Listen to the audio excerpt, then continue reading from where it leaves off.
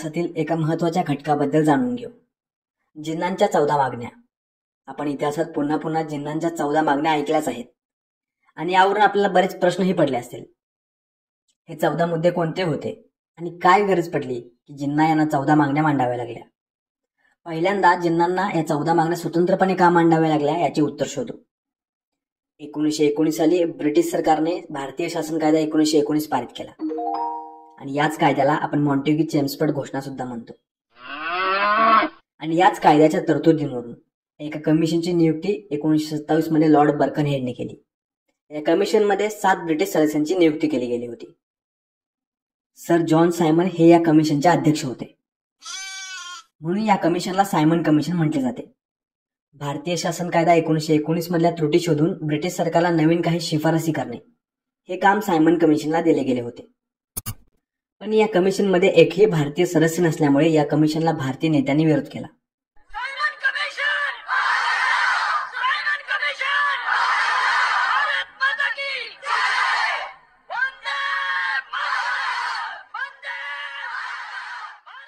भारतातील जवळजवळ सर्व राजकीय संघटनांनी या कमिशनला विरोध करण्याचं ठरवलं होतं, कारण भारतासाठी संविधान निर्माण करण्याच्या प्राथमिक प्रक्रियेतच एकाही भारतीयाला स्थान नाही.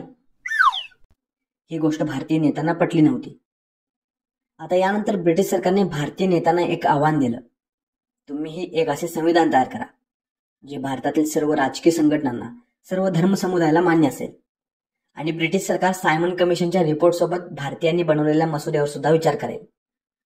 आता भारतीय नेत्यांनीही या आव्हानाला स्वीकारलं. यानंतर यांनी एक सर्वपक्षीय समितीची स्थापना केली. या समितीमध्ये एकूण 8 सदस्य होते. या 8 सदस्यांमध्ये Sardar Mangal Singh, sir NS Aney, sir Ali Imam, Sohaib Qureshi, Subhashchandra Bose, GR Pradhan आणि पंडित मोतीलाल नेहरू. मोतीलाल नेहरू हे या कमिटीचे अध्यक्ष होते. या समितीने जो अहवाल तयार केला या रिपोर्टला आपण नेहरू रिपोर्ट म्हणतो. पण मुस्लिम लीगला हा रिपोर्ट मान्य नव्हता, म्हणजेच नेहरू रिपोर्ट मान्य नव्हता.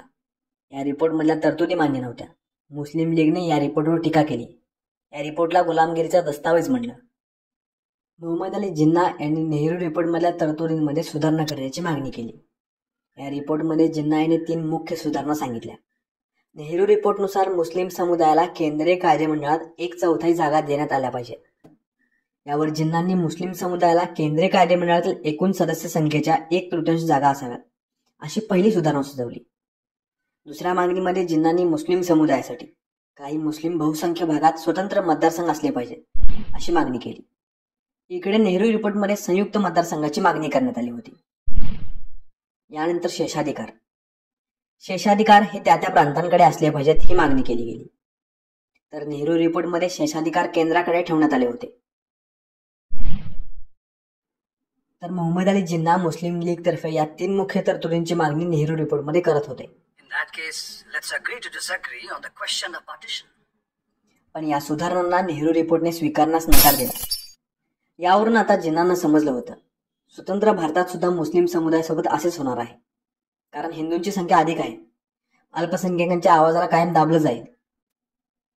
यानंतर जिन्नांनी दिल्लीमध्ये ऑल इंडिया मुस्लिम कॉन्फरन्स बोलावली. यामध्ये मार्च 1929 साली मुस्लिम समुदायांच्या अधिकाराचे संरक्षण करण्यासाठी 14 मुद्दे म्हणजे 14 मागण्या मांडण्यात आल्या. याला जिन्नांचे 14 मुद्दे म्हटले जाते. आणि या 14 मुद्द्यांना मुस्लिम लीगने 1930 ते 1932 मध्ये पार पडलेल्या गोलमेज परिषदेमध्ये ब्रिटिश सरकारसमोर ठेवलं.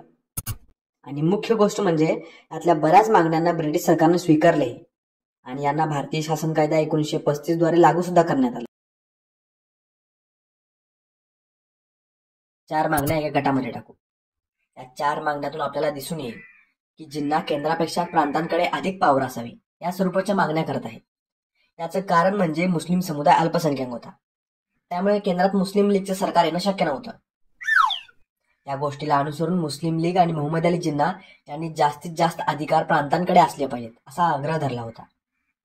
यानंतर आणखी 5 मुद्द्यांना एका गटात टाकू. या 5 मुद्द्यांवरून जिन्ना मुस्लिम समुदायाच्या आरक्षणासाठी म्हणजेच अधिक राखीव जागांसाठी प्रयत्न करताना दिसतात. यानंतर तिसऱ्या गटात 3 मुद्द्यांचा समावेश होतो. या 3 मुद्द्यांवरून आपल्या मागण्यांना फ्युचर प्रूफ बनवण्यासाठी त्यांनी प्रयत्न केलेला आहे. कारण भारतात हिंदूंची संख्या अधिक होती, त्यामुळे जिन्नांना भीती होती आता हे आपल्या मागण्या मान्य करतील आणि नंतर कायद्यामध्ये दुरुस्ती करून नवीन तरतुदी लागू करते. त्यामुळे आपल्या मागण्यांना म्हणजे मुस्लिम लीगच्या मागण्यांना भविष्यात सुद्धा स्थान मिळावे यासाठी जिन्ना प्रयत्न करत होते. यानंतरचा शेवटचा गट. या शेवटच्या गटामध्ये 2 मागण्या मांडलेल्या आहेत. या 2 मुद्द्यांद्वारे मुस्लिम समुदायाच्या धार्मिक आणि सांस्कृतिक अधिकाराच्या संरक्षणासाठी मागण्या मांडलेल्या आहेत. आता या सर्व मुद्द्यांचा सखोल अभ्यास करू. यातला पहिला भाग. पहिली मागणी होती शेषाधिकार संबंधी. त्यांना शेषाधिकार केंद्राकडे नसावेत असे वाटत होते, म्हणजेच शेषाधिकार त्या प्रांतांकडे असले पाहिजे. आता हे शेषाधिकार म्हणजे काय?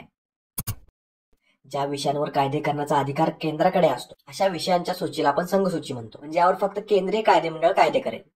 आणि ज्या विषयांवर कायदे करण्याचा अधिकार प्रांतांना असतो अशा सूचीला आपण प्रांतिक सूची किंवा राज्य सूची म्हणतो. याचं उदाहरण घ्यायचं झालं तर पोलीस हा राज्य सूचीचा विषय आहे. आणि जर आपण केंद्र सूचीचा विचार केला तर यामध्ये रेल्वे हे उदाहरण आहे. रेल्वेवर पूर्ण अधिकार केंद्राचा आहे. आणि असे काही विषय आहेत ज्या विषयांवर कायदे करण्याचा अधिकार केंद्र आणि प्रांत या दोघांनाही प्राप्त असतो. अशा सूचीला आपण समवर्ती सूची म्हणतो. यामध्ये शिक्षण आणि वन हे उदाहरणे येतात. आणि आता जर समजा भविष्यात असा एक विषय आला जो ना संघ सूचीमध्ये आहे, प्रांतिक सूचीमध्ये, ना समवर्ती सूचीमध्ये, तर अशा विषयांबाबत काय होईल? अशा विषयाला दोन्हीपैकी एका सूचीमध्ये घालण्यासाठी घटना दुरुस्ती करावी लागेल. आणि यासाठी विधेयकाला दोन्ही सभागृहातून पारित व्हावे लागेल. आणि यानंतर राज्याची सुद्धा मंजुरी लागेल. अशा मोठ्या किचकट प्रक्रियेसाठी जास्त वेळ वाया जाईल. यामुळे जोपर्यंत या विषयाला एखाद्या सूचीमध्ये स्थान मिळत नाही तोपर्यंत याला शेषाधिकार गटात टाकले जाते. आणि ज्याच्याकडे म्हणजे जर शेषाधिकार केंद्राकडे असेल तर केंद्र यावर कायदे बनवेल, आणि जर शेषाधिकार प्रांतांकडे असेल तर प्रांत अशा विषयांवर कायदे करेल. तर यामुळे जिन्ना शेषाधिकार प्रांतांकडे असले पाहिजेत अशी मागणी करू लागली. यानंतर यांनी दुसरी मागणी केली. यामध्ये प्रांतांना स्वातंत्र्य असलं पाहिजे अशी मागणी केली गेली. केंद्राचा दबाव प्रांतांवर असू नये म्हणून अशी मागणी जिन्ना करू लागले होते. याशिवाय तिसऱ्या मागणीमध्ये सिंध प्रदेशाला बॉम्बे प्रांतापासून स्वतंत्र केलं जावं अशी मागणी पुढे आली. नकाशात निळ्या रंगाने दाखवलेला हा संपूर्ण भाग बॉम्बे प्रांताचा आहे. त्या काळी सिंध सुद्धा बॉम्बे प्रांताचा एक भाग होता. सिंध प्रांताची एक स्वतंत्र संस्कृती आहे जी बॉम्बे प्रांतापेक्षा पूर्णतः वेगळी आहे. याशिवाय बॉम्बे प्रांताची राजधानी सुद्धा सिंध प्रांतापासून खूप लांब आहे. त्यामुळे सिंध प्रांताला बॉम्बे प्रांतापासून स्वतंत्र केलं जावं अशी मागणी मोहम्मद अली जिन्ना करू लागले होते. पण या सर्व खटाटोपामागे एक राजकीय चाल लपलेली होती.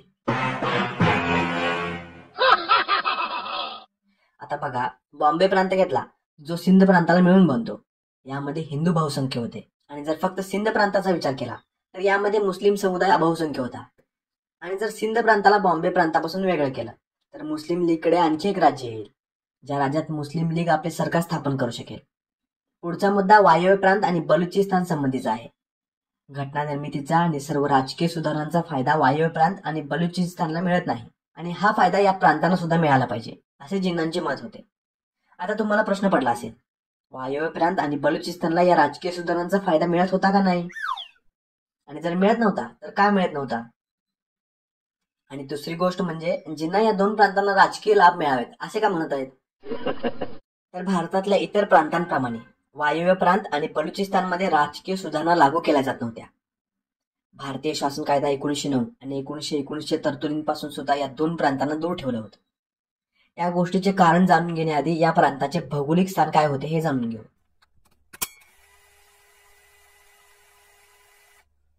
हा जो लाल पट्टा दिसत आहे तो आहे वायव्य प्रांत. वायव्य प्रांताला ब्रिटिश सरकारने 1902 सालीच एक नवीन प्रांत म्हणून मान्यता दिली होती. याला चीफ कमिशनराच्या नियंत्रणाखाली ठेवण्यात आलं होतं. या भागातले स्थानिक लोक यांना पश्तून म्हटलं जायचं. हे लोक ब्रिटिश सरकारवर कायम भारी पडायचे.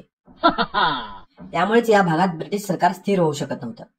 या भागातील राजकीय उठावाला दडपून टाकण्यासाठी हे पाऊल सरकारने उचललं होतं. त्यामुळे या भागात कोणतेही राजकीय नियम, राजकीय कायदे लागू करण्याचा प्रश्नच उपस्थित होत नाही. यानंतर बलुचिस्तान आणि ब्रिटिश सरकार यांच्यामध्ये काही करार झाले होते. हे करार इतर प्रांतांसोबत झालेल्या करारांपेक्षा वेगळे आहेत. त्यामुळे या भागातील नागरिकांना राजकीय सुधारणांचा फायदा मिळत नव्हता.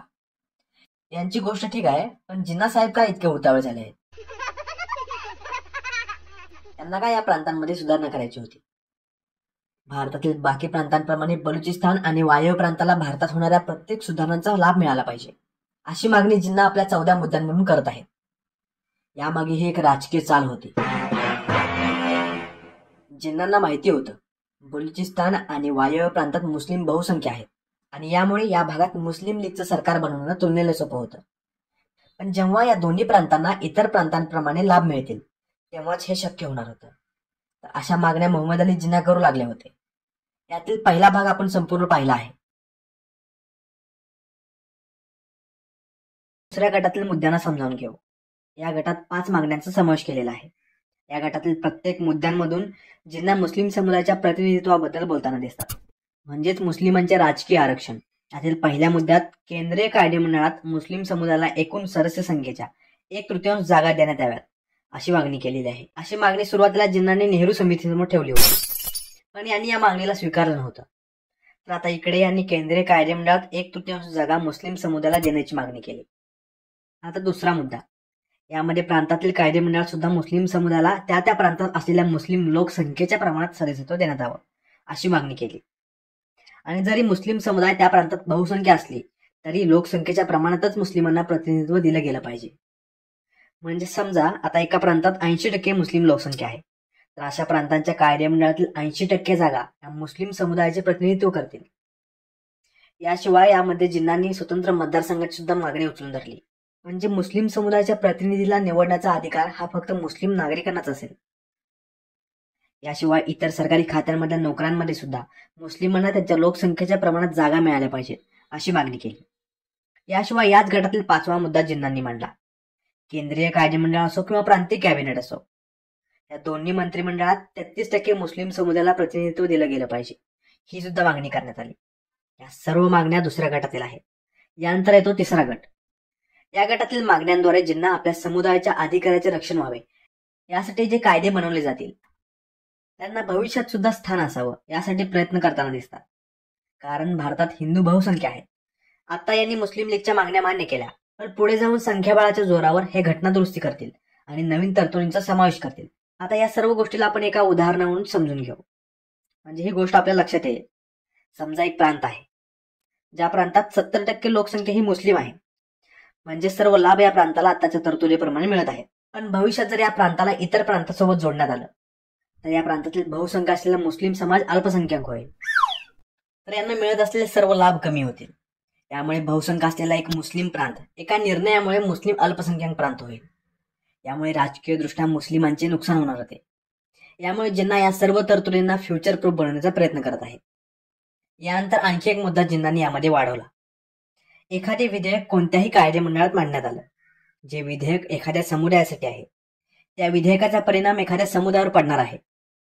असे विधेयक पारित होण्यासाठी कायदेमंडळात त्या सदस्यांपैकी 3/4 सदस्यांची मंजुरी आवश्यक आहे.